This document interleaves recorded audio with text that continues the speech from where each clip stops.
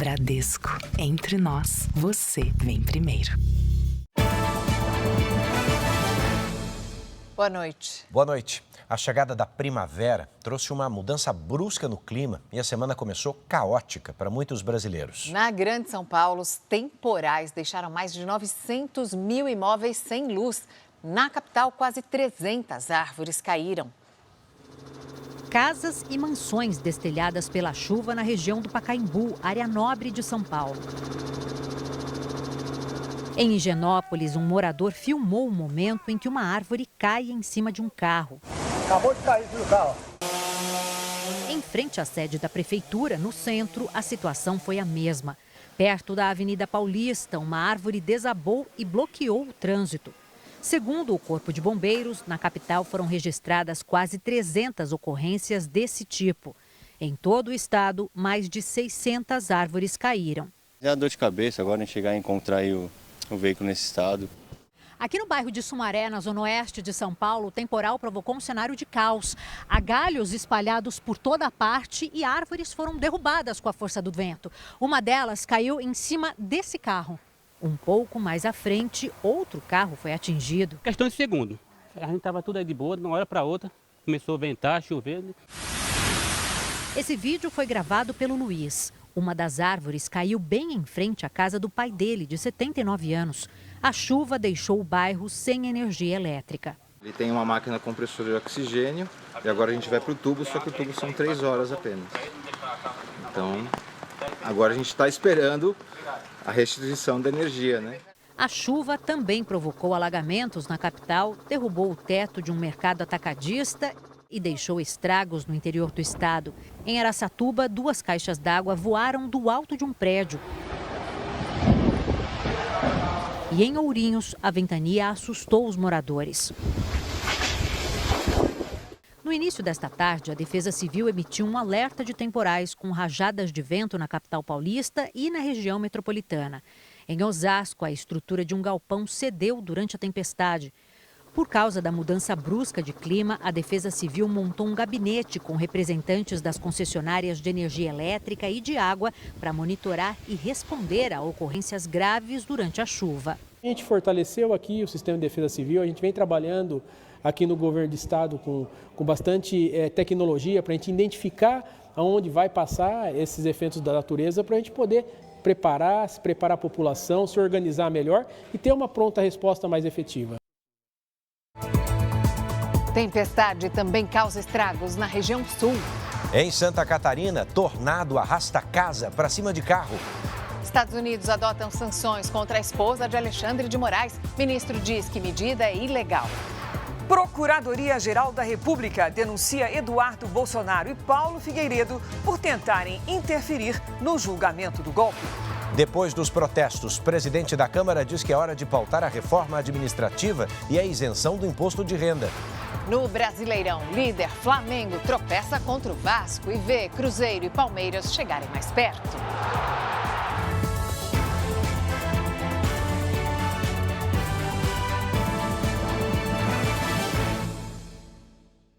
Oferecimento Bradesco e Agro. Isso que é dupla raiz.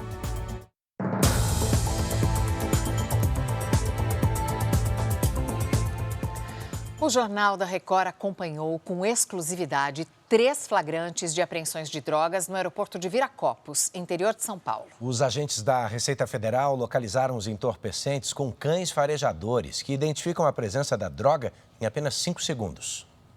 Viracopos, maior terminal de cargas da América do Sul, é um dos principais pontos de vigilância da Receita Federal contra o tráfico. Todos os dias, passageiros e toneladas de mercadorias passam por inspeções: cocaína, maconha, haxixe e drogas sintéticas. Em 2024, quase 1.000 quilos de entorpecentes foram interceptados no terminal. Crescimento de 20% nas ocorrências nos últimos 2 anos. Além da tecnologia avançada, os agentes contam com o apoio essencial dos cães farejadores. Eles são decisivos para identificar drogas escondidas em bagagens e cargas que passam pelo aeroporto, em voos nacionais e internacionais. Todos os dias, os animais participam de exercícios para reconhecer cheiros de drogas escondidas. Traficantes tentam camuflar os entorpecentes de várias formas. Uma delas é misturando com café. Porque o café tem um cheiro muito mais forte e, por exemplo, num container, ele tem um volume muito maior do que a própria droga, né? Durante os testes, os cães não levam mais de 5 segundos para indicar a presença da droga.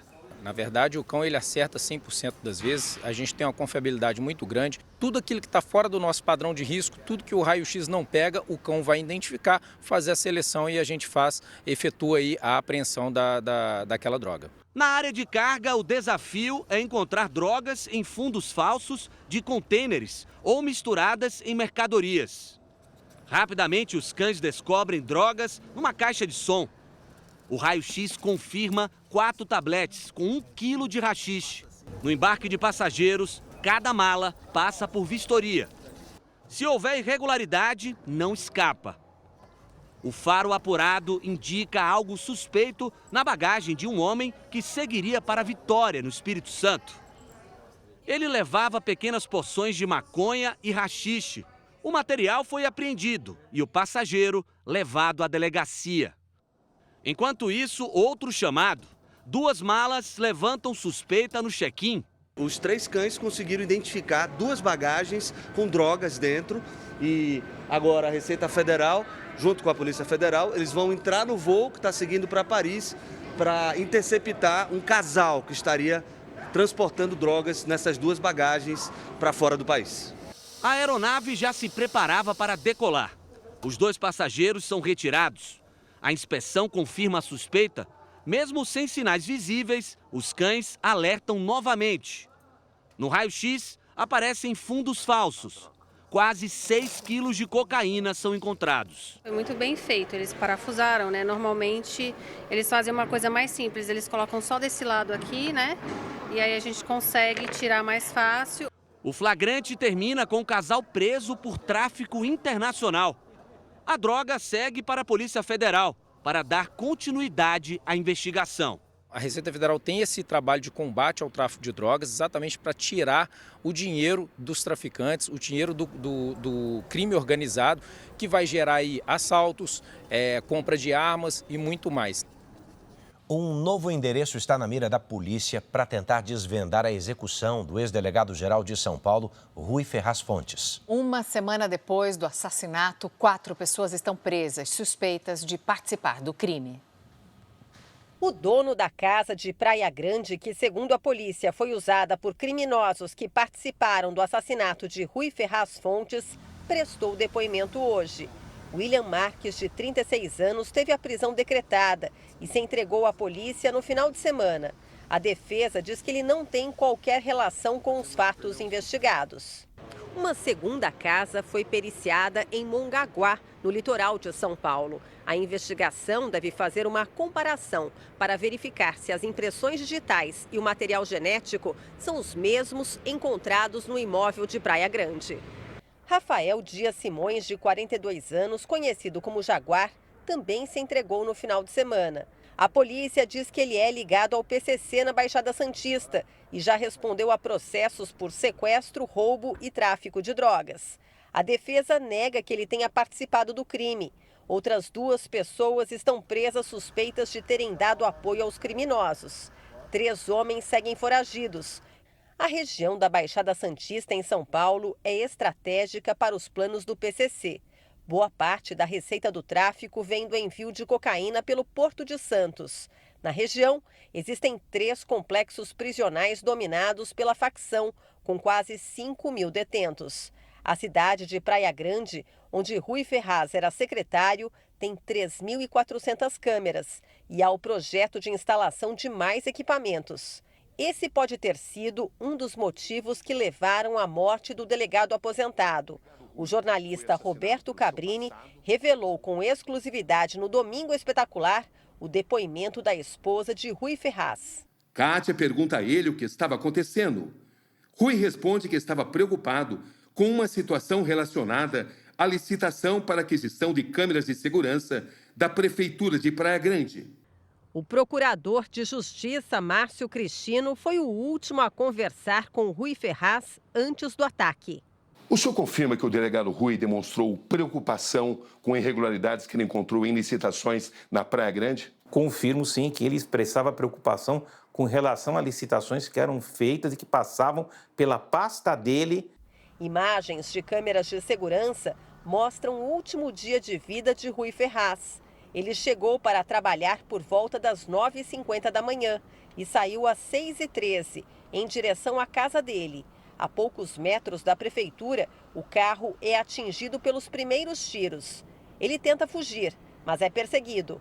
Quando o delegado aposentado bate o carro, os atiradores completam a execução.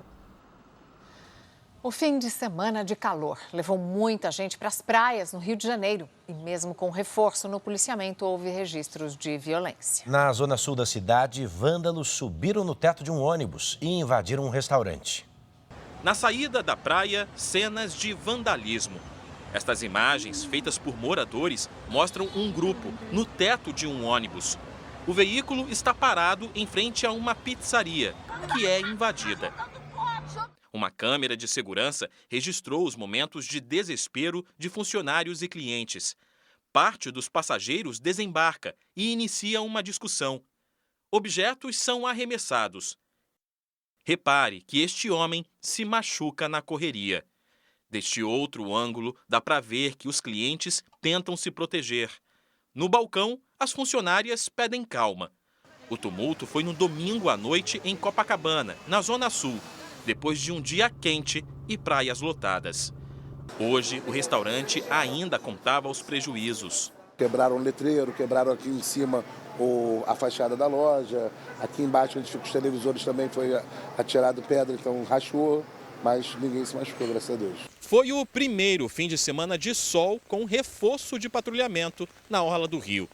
Segundo a Polícia Militar, 1.500 PMs foram mobilizados para a chamada Operação Verão, que também prevê ações de monitoramento no transporte público. Já a Prefeitura diz que houve fiscalização com o apoio de drones. 69 objetos cortantes, como facas e canivetes, foram apreendidos durante as abordagens. Ainda assim, a sensação é de insegurança entre moradores e comerciantes. Dia ensolarado, a praia enche muito e a segurança não dá conta. É muito perigoso. 6 horas a gente tem que estar em casa. Sair, eu estava aqui com o cachorro. Tem de sair e ir para casa. Fica aqui. O tenente da Polícia Militar, acusado de matar o lutador de jiu-jitsu, Leandro Lô, foi demitido da corporação. O decreto foi publicado hoje no Diário Oficial. O Tribunal de Justiça Militar de São Paulo decidiu pela incompatibilidade do tenente Henrique Veloso para exercer a função. Ele é acusado de atirar e matar o lutador de jiu-jitsu, Leandro Lô, depois de uma discussão em um show em agosto de 2022. A defesa do policial afirmou que ele será absolvido e que vai recuperar o cargo na PM. O julgamento do caso foi marcado para novembro. De volta aos estragos causados pela chuva nesta segunda-feira, tem informação ao vivo para você aqui no telão do JR com a Adriana Perrone, que está numa das regiões mais castigadas pelo temporal dessa tarde. Adriana, boa noite.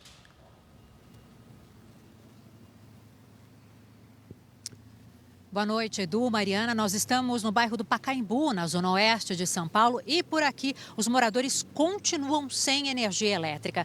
A Defesa Civil emitiu agora há pouco um balanço atualizado sobre os estragos provocados pelas chuvas no estado de São Paulo entre ontem e hoje. Os temporais deixaram 18 pessoas feridas e 20 desalojadas em várias regiões. A empresa que opera o aeroporto de Congonhas, na zona sul aqui da capital, informou que por causa das condições meteorológicas, 12 pousos e 13 decolagens foram cancelados. No aeroporto de Guarulhos, 25 voos foram cancelados até o fim da tarde de hoje. Edu, Mariana. Adriana Perrone com informações ao vivo de São Paulo. Obrigado. E a Lidiane Sayuri já está por aqui com a previsão do tempo. Lidiane, essa ventania pode se repetir nas próximas horas? Boa noite. Oi, Mariana. Podemos ter rajadas, sim, mas agora de forma mais fraca e isolada. A partir desta terça, a chuva e o vento perdem força e o frio ganha destaque. Boa noite para você. Edu, boa noite. E uma boa noite para você que está com a gente. Amanhã, a massa de ar polar provoca queda nas temperaturas. O dia pode começar com geada da Serra Gaúcha até o Planalto Paranaense. Em Curitiba, sol entre poucas nuvens, máxima de 21 graus. Em São Paulo, faz 20, com garoa. Em Campo Grande, dia ensolarado, com máxima de 27. Hoje, os maiores volumes de chuva foram registrados no Paraná e em São Paulo. As imagens de satélite mostram nuvens carregadas entre o sul e o sudeste. Amanhã, a frente fria avança e provoca chuva forte do Rio de Janeiro e Espírito Santo até Mato Grosso e Rondônia. No norte, o calor e a umidade provocam temporais no Acre e no Amazonas. No Nordeste, os ventos do mar trazem chuva moderada no litoral de Alagoas e de Pernambuco. Em Porto Alegre, máxima de 18 graus. No Rio de Janeiro, 24. Em Cuiabá, 32. 33 em Belém e até 28 em Aracaju. Mariana, Edu. Obrigado, Lid. Ainda hoje, vendaval passa por mais de 130 km por hora e deixa 5 pessoas feridas no litoral de São Paulo. E a seguir, a diferença pela liderança no Brasileirão é de apenas 1 ponto. No sufoco, o Cruzeiro vence o Red Bull Bragantino e cola no líder Flamengo. De novo.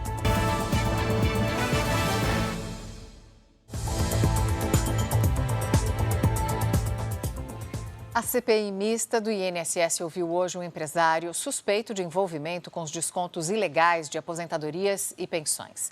Rubens Oliveira Costa negou ser sócio do careca do INSS e disse que nunca participou de fraudes. Ele ficou calado na maioria das perguntas com base em um habeas corpus do Supremo Tribunal Federal.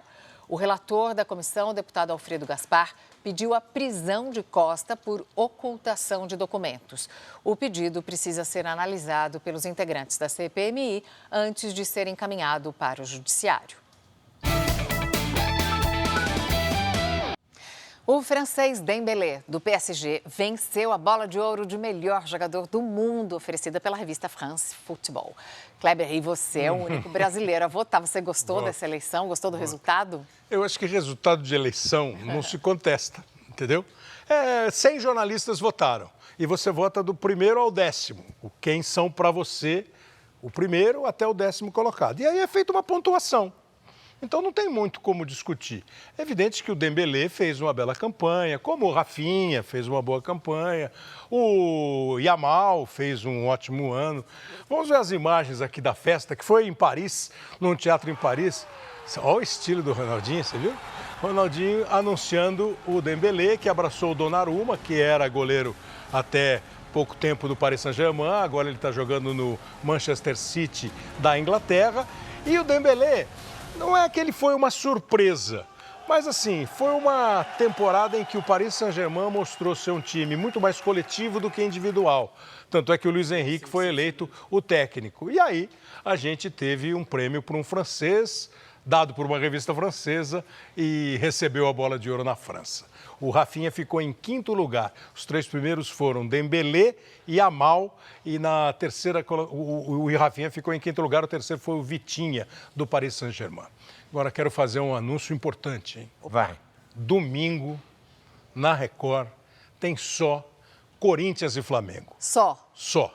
O jogo é pela 5ª rodada do campeonato, as 2 maiores torcidas do Brasil. A nossa transmissão começa às 8 da noite e eu duvido que vocês dois não vão assistir. Ué, eu coincidentemente estou de branco e preto hoje, não sei por quê. Obrigada, Kleber. Domingo, bom, você escolhe sua roupa para domingo. E você vai ver a seguir, polícia de Goiás diz que motorista que provocou o acidente com 8 mortos dirigia bêbado e em alta velocidade. E também os Estados Unidos aplicam sanções financeiras agora contra a esposa do ministro Alexandre de Moraes. E aqui no Brasil, o Ministério Público denuncia Eduardo Bolsonaro por tentar interferir no julgamento do pai.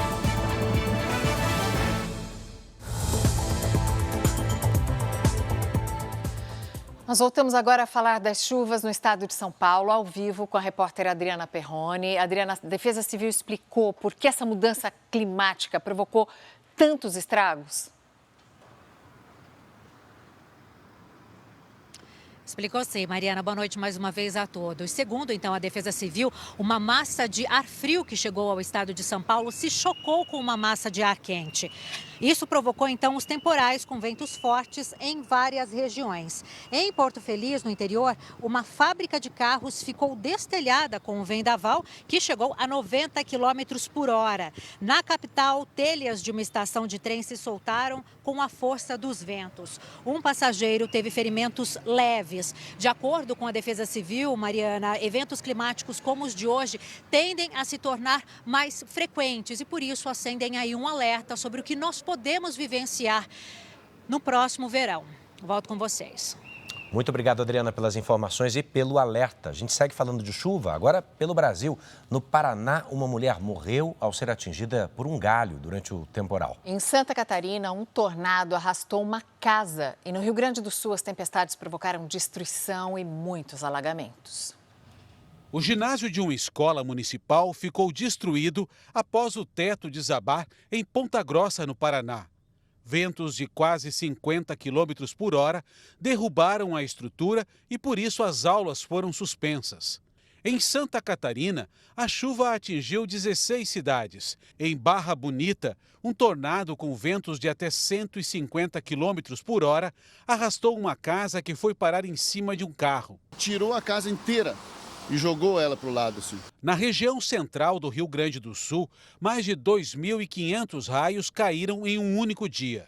Em Agudo, a 240 quilômetros de Porto Alegre, 3 pontes temporárias, erguidas após as enchentes do ano passado, foram destruídas por causa da elevação do rio Jacuí. Cerca de 300 pessoas estão isoladas. Na capital gaúcha, a sede da Polícia Civil ficou alagada e a chuva também causou queda de árvores e alagamentos. No Rio Grande do Sul, pelo menos 26 cidades registraram problemas por causa dos temporais que começaram no sábado e seguiram até esta segunda-feira.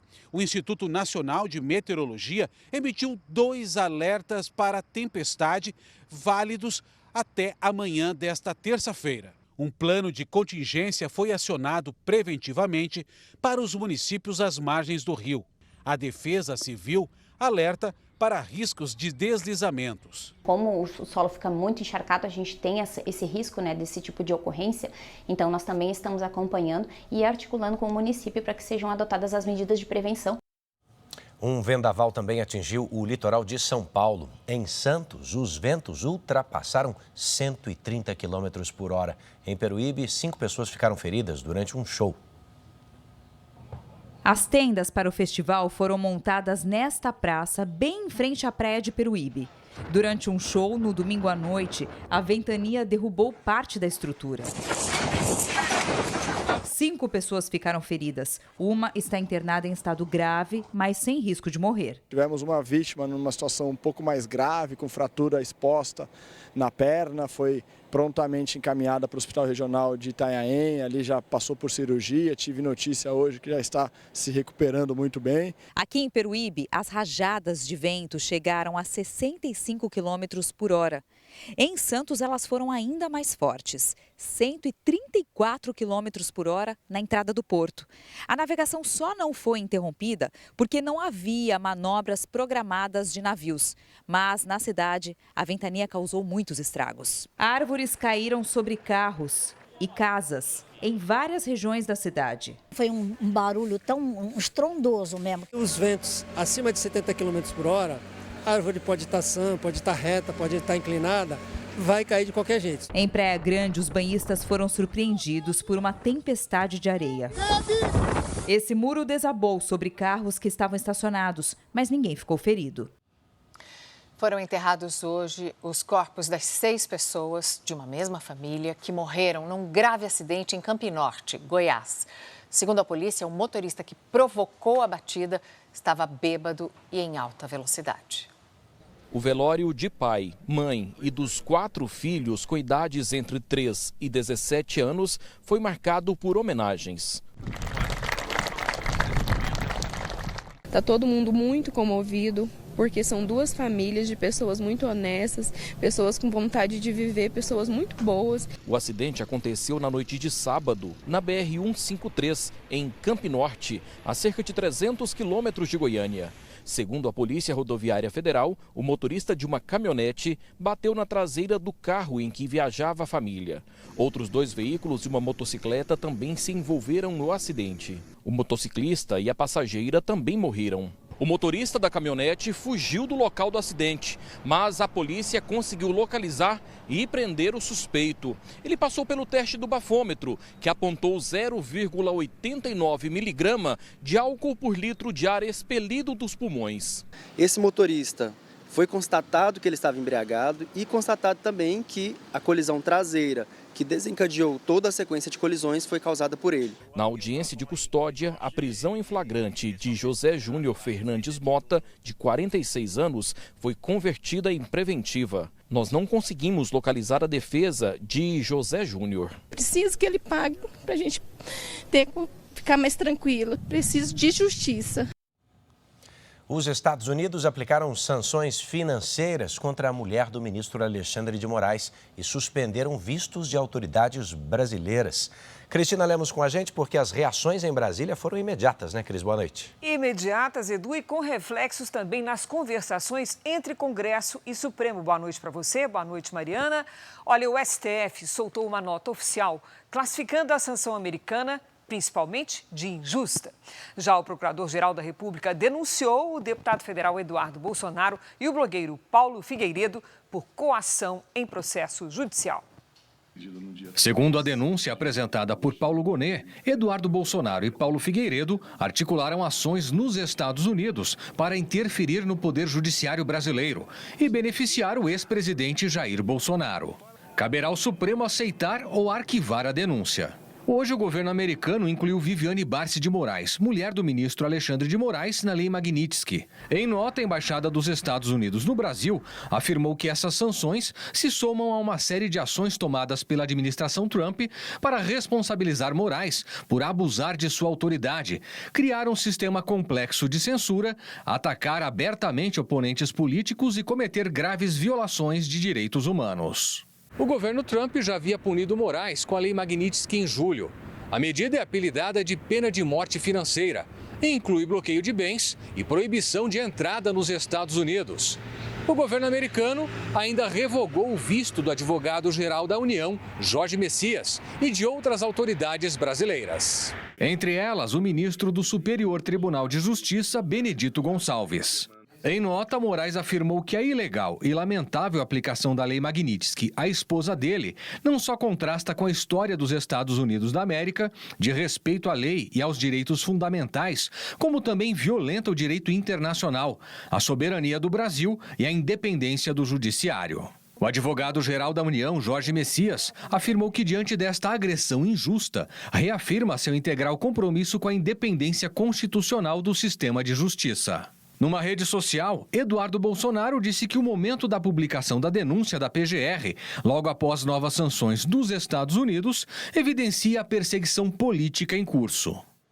O secretário do Tesouro americano disse que outras autoridades brasileiras poderão sofrer sanções dos Estados Unidos. Scott Bessent destacou que as medidas podem ser tomadas, inclusive, contra instituições financeiras que lidam com indivíduos sancionados. E as sanções americanas dificultam as negociações entre Congresso e Supremo, como a gente mencionou há pouco, em torno do projeto que substitui a anistia a condenados por crimes políticos por uma eventual redução de pena destes crimes. O relator do chamado Projeto da Dosimetria admite que vai ter de rever todo o texto. A expectativa era votar essa semana. Tanto o PT e a base governista, quanto o PL e demais partidos de oposição são contra a redução das penas. O líder do PL na Câmara chegou no início da tarde ao condomínio onde Jair Bolsonaro cumpre prisão domiciliar. Sóstenes Cavalcante foi discutir com o ex-presidente a posição do partido em relação ao projeto de lei de anistia. A proposta já se tornou o projeto da dosimetria, ou seja, de redução de penas dos condenados pelos atos de 8 de janeiro. Dosimetria cabe ao Poder Judiciário. Para nós, nesse momento, só resta uma pauta é o que o presidente fala, é buscarmos votar a anistia para fazer justiça a todos os injustiçados deste pseudo-golpe. Os líderes do governo também se posicionaram contra a redução de penas. Quem modifica a pena é o Supremo, ele é que faz a dosimetria. O texto ainda não foi divulgado, mas o relator, deputado Paulinho da Força, deixou claro que o projeto não vai mais prever o perdão aos condenados. O relator conta com o apoio dos partidos de centro e do presidente da Câmara, Hugo Mota, para apresentar um texto de redução de penas. O problema é que com os governistas e a oposição contrários ao projeto, fica difícil chegar a um acordo que garanta a votação do texto.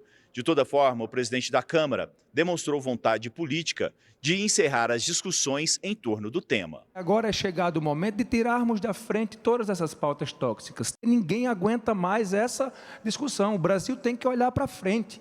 Nós temos que começar a discutir aquilo que realmente importa, que é uma reforma administrativa, que é essa questão do imposto de renda, que é podermos discutir a segurança pública. O Supremo Tribunal Federal formou maioria para decidir que apenas o STF pode autorizar busca e apreensão em gabinetes ou imóveis funcionais de parlamentares. O placar no plenário virtual é de 7-0. Também foi decidido que os mandados podem ser cumpridos no Senado e na Câmara sem a necessidade de um parecer dos presidentes das duas casas. O julgamento vai até sexta-feira. Mariana, Edu? Obrigada, Cris. Veja a seguir, a Companhia de Saneamento Básico aumentou o tempo de redução da pressão da água em São Paulo.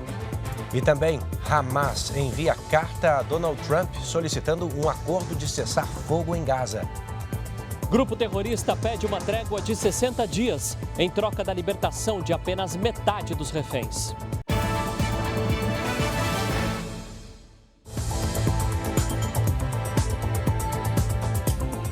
Amanhã começa a Assembleia Geral da ONU em Nova York. Às vésperas do encontro de líderes mundiais, diversos países reconheceram a Palestina como Estado. No Reino Unido, houve uma cerimônia hoje para a inauguração da Embaixada da Palestina em Londres. No fim de semana, Canadá, Austrália e Portugal também reconheceram o Estado palestino. O presidente francês, Emmanuel Macron, anunciou a decisão durante uma conferência em Nova York. O presidente da Autoridade Palestina, Mahmoud Abbas, condenou os terroristas e pediu que o grupo se renda. Abbas deixou claro que o Hamas não terá participação num futuro governo na faixa de Gaza. O primeiro-ministro israelense, Benjamin Netanyahu, disse que não aceitará a criação de um Estado palestino porque isso é uma ameaça à existência de Israel.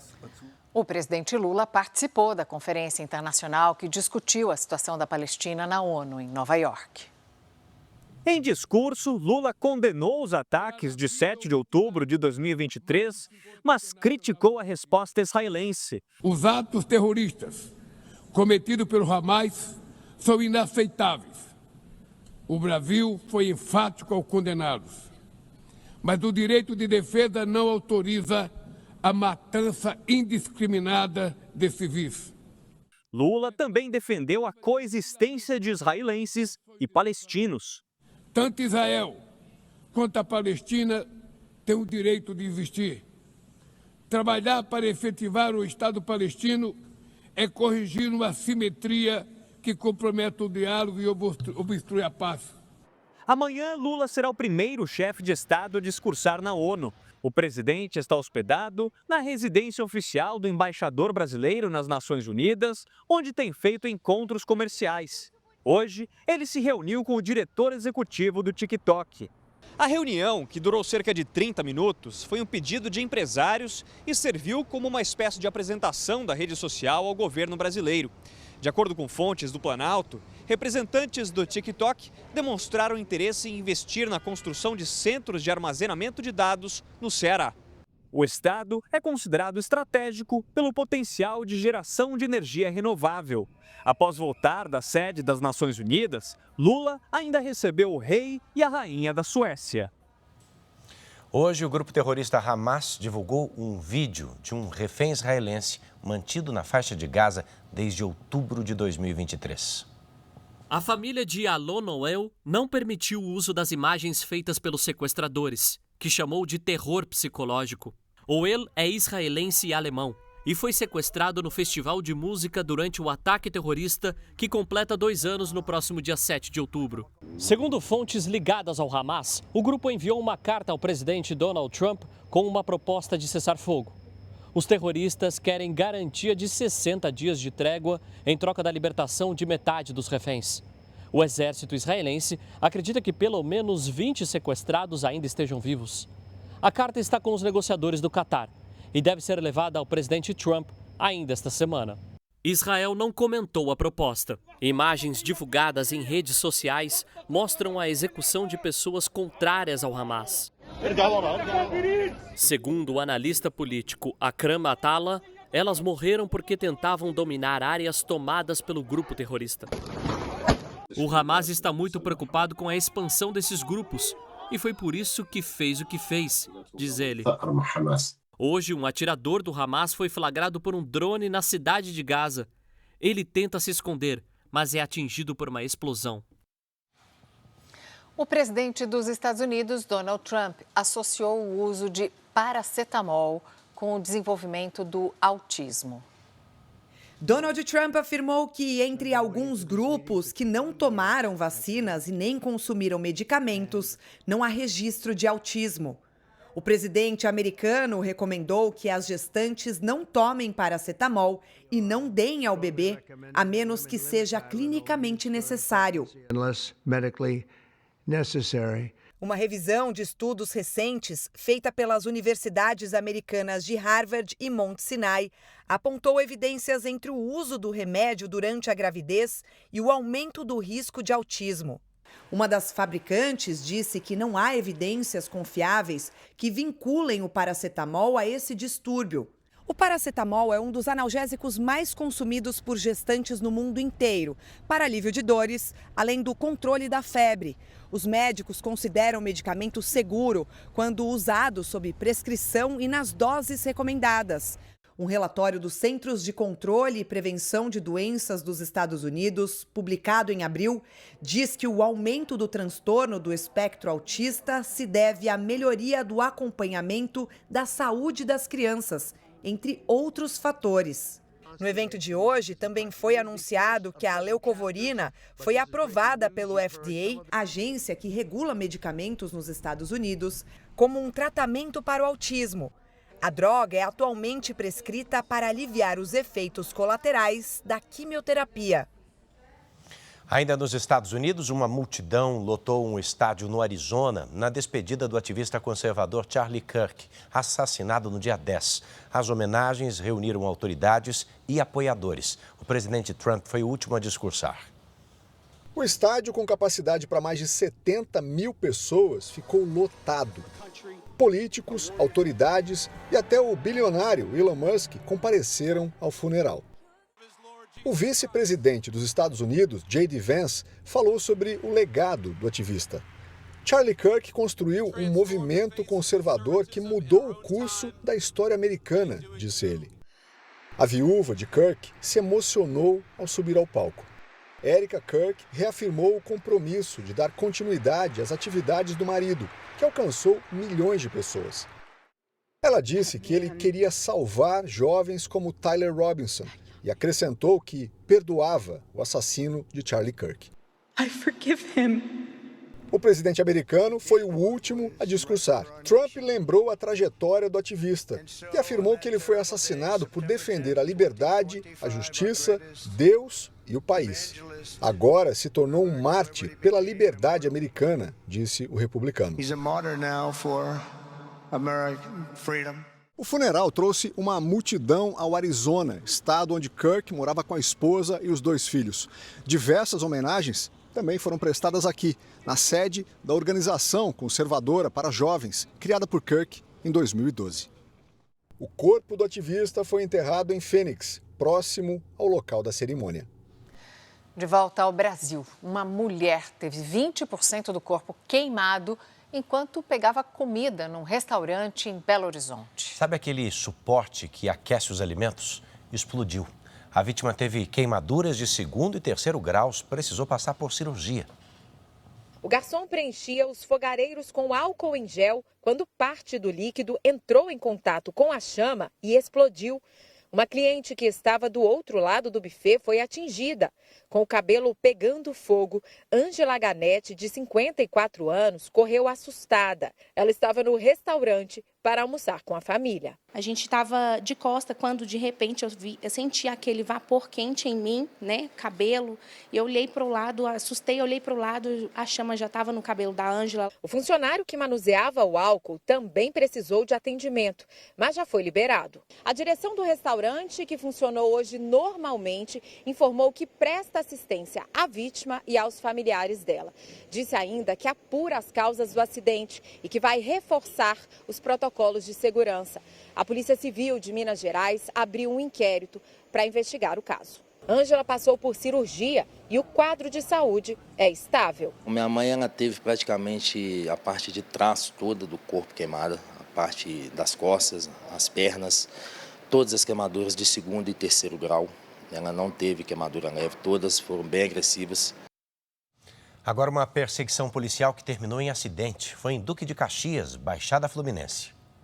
O flagrante registrado em vídeo mostra 2 homens numa moto sem capacetes na contramão pela rodovia Washington Luiz. Segundo a Polícia Rodoviária Federal, o condutor desobedeceu a ordem de parada e olha o que acontece. A perseguição terminou depois que a dupla caiu da moto. Os homens foram levados para o hospital, onde receberam atendimento médico. O piloto foi autuado, deve responder pelos crimes de desobediência e lesão corporal culposa. O ministro Alexandre de Moraes suspendeu a proibição do serviço de mototáxi na cidade de São Paulo. A decisão definitiva caberá ao plenário do Supremo Tribunal Federal. A prefeitura declarou que recebeu a suspensão com estranheza porque o ministro tinha se posicionado antes contra a atividade. Mesmo chovendo em várias regiões do estado de São Paulo, a Companhia de Saneamento Básico ampliou o tempo de redução de pressão de água na região metropolitana. A medida começou a valer hoje e deve ajudar a evitar o desabastecimento. Dona Arminda mora num bairro mais alto, em Piracaia, no interior de São Paulo. Ela conta que a falta de água tem sido frequente na região. Olha, a vizinha meu chegou a ficar uns 2 dias sem água, né? A Sabesp admite que bairros mais altos podem sofrer interrupções no abastecimento. Reflexo do baixo nível dos reservatórios do sistema Cantareira. É o menor índice desde a crise hídrica de 2015. As populações que moram em lugares mais altos, a gente indica a ter a instalação de uma caixa de água compatível ao consumo daquela família, daquela residência. O sistema Cantareira abastece quase metade da população da Grande São Paulo e também municípios no interior do estado. Ele recebe água de 5 reservatórios. Aqui na represa do Jaguari, por exemplo, a situação chama a atenção. Onde antes havia água, hoje é possível ver terra. O baixo nível deste reservatório impacta diretamente todo o sistema. A média do mês de setembro é de mais ou menos 80 milímetros de chuva na região do Cantareira e nós tivemos até hoje 0,2 milímetros. A população precisa reduzir o consumo de água, é importante que haja essa conscientização. Como medida emergencial, desde o mês passado, a pressão da água vinha sendo reduzida todas as noites, das 9 às 5 da manhã na região metropolitana de São Paulo. Para evitar o desabastecimento, a Sabesp ampliou o período em 2 horas. A partir de agora, será das 7 da noite às 5 da manhã. Isso também permitirá uma grande economia, também da ordem de 1.000 litros por segundo apenas com essa medida. Segundo a Agência Reguladora de Serviços Públicos do Estado de São Paulo, as ações não têm prazo para terminar. Nós vamos manter essas medidas durante todo o período que for necessário. Estamos entrando no período úmido, nós vamos ver agora como que as chuvas se comportam. Uma motorista com sinais de embriaguez invadiu a calçada e atropelou uma mulher e o cachorro dela numa região de alto padrão no centro de São Paulo. O ferimento nas costas e na cabeça são as marcas do atropelamento. Luísa e o namorado passeavam com o cachorro na calçada. Ela se abaixa para limpar a sujeira do animal e, quando se levanta, é atingida em cheio por um veículo. O cachorro também ficou ferido. Segundo testemunhas, o carro era dirigido por uma mulher que apresentava sinais de embriaguez. E eu só lembro ele me atingindo e após isso eu não lembro de mais nada. Eu tenho alguns flashes, mas pelo que o meu namorado me falou, eu tive algumas convulsões enquanto a gente esperava o resgate. A câmera instalada no carro de um motorista de aplicativo que passava pelo local registrou o acidente. Indignado, ele vai atrás do veículo envolvido na batida e discute com o passageiro. O que tá pegando? Para lá, a menina desmaiou. O atropelamento aconteceu exatamente nesse ponto na região central de São Paulo. Depois do acidente, o cachorro de Luísa, chamado Marcelinho, fugiu assustado. Foram 30 horas de angústia até ele ser encontrado. Esse vídeo mostra o momento em que o namorado de Luísa reencontra o cãozinho na rua. Marcelinho é sobrevivente das enchentes do Rio Grande do Sul, onde perdeu uma das patas. Ele foi adotado no sábado. O animal sofreu uma ruptura no diafragma e passou por cirurgia nesta tarde. A motorista do veículo foi presa em flagrante. Ela vai responder por lesão corporal culposa e embriaguez ao volante.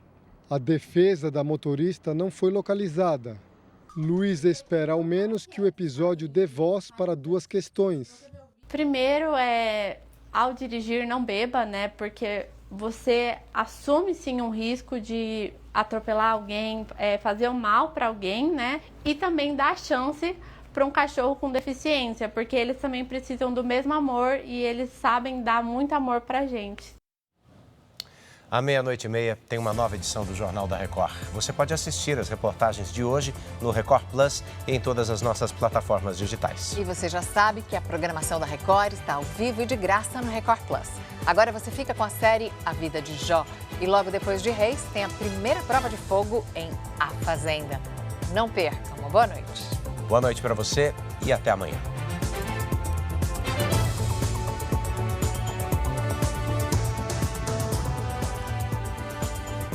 Bradesco, entre nós, você vem primeiro.